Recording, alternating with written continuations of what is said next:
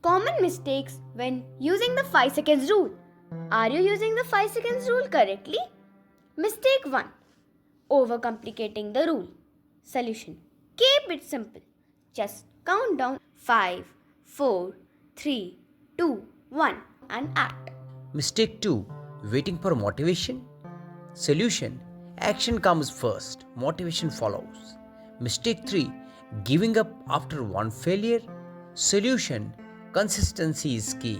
Don't stop trying. Master the rule and unlock your potential.